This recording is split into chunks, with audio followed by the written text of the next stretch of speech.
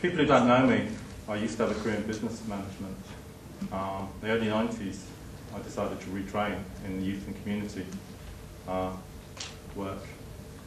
And that's where I am today, hopefully doing something worthwhile for young people.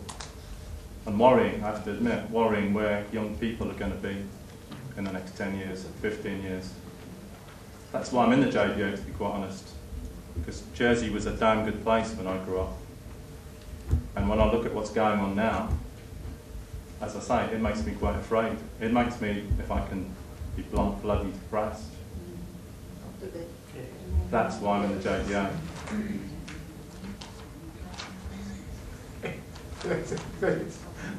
What's your I'm depressed, so I'm in the JDA. That would be posting the JDA tomorrow. I'm sure they're not here, they definitely put it that way. I'll rephrase. I'm very positive, so I'm in the JDA. Oh, well, there you are. Oh, really? In my office, I've got a poster. You get a lot of this in my line of work, inspirational posters. And it says, the past can't be changed, but it can be learned from.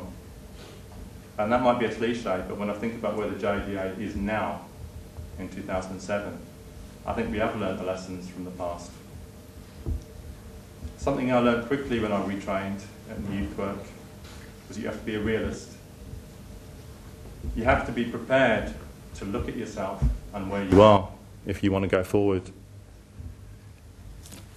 And to express a personal opinion, in about the spring of this year, I think the JDA Council, as we were, really looked hard at ourselves. What did we have in spring? Well, we had 3 excellent politicians in the States, we know that. And I'll give every credit to Jeff, Judy and Shona. Real politicians, I think you'd all agree. People politicians. People say politicians are lazy. We've got a man here who's probably brought in more propositions than half of the rest of the states on his own. In Judy, we've got someone who speaks more common sense. And she sticks it to Frank Walker, which has got to be good. As you know, I'm married to Shona, Deputy Pittman. People say politicians are lazy. Well, in my line of work, I tend to finish about 11:30 at night. Most nights I pick Shona up from her office. So don't talk to me about lazy politicians, because I know with these 3, it just isn't true. And I think the key to that is these are real people we're talking about, like all of us, working people. There's no multi-millionaires here, unless anyone's keeping quiet. And if they are, please give us a donation. Because we can double it overnight. Exactly. Yeah. So we looked at ourselves long and hard. We had our 3 politicians, but what else did we need to do? We'd made mistakes in the past. I think we've got to be quite honest about that. But what we needed was a council who were all singing from the same hymn sheet. No fancy jargon. What the JDA is about to me, common sense politics for common sense people. And I think if anyone doesn't agree with that, I really wonder why they'd be here. This is politics for ordinary working people. Politics to make this island what it should be for ordinary people. And we've got a council now who are all singing from the same hymn sheet. We've got people from all walks of life. We've got people from finance. I better trumpet that bit, it's true. We've got people from social care, education, IT, the legal professions. We've got people involved from the youngest to, if I can embarrass her, Anne-Marie, 24, works in finance. We've got input from Chris, who's about 29, I think, now. So. That's a compliment. It's actually 6 years older than Yeah. 36 So we've got a council that's a reflection of the people in this island. And that's good, because this party is the people's party. That's what we've got to make it. Second thing we realised we needed to do, we needed to let people know that we are here. We do mean business. We're not going to be bullied into silence. We're not going to be squashed by multimillionaires. We're not going to be squashed by shady groups like Elect Jersey funding candidates. Nobody knows where the money comes from. We need some funding. And as Dave has nicked a bit of my thunder, but in March we set about getting in touch with the Joseph Rowntree Reform Trust. This organisation is world renowned. Many people apply to it, most get knocked back. So the fact that they're willing to back us, I think it says a lot for us. I can tell you I went over to Westminster, and when I tried to explain about the Jersey system, they looked at me in horror. So you've got a head of the judiciary and legislature, the same person, his brother's the Attorney General. Did you say you're from Zimbabwe?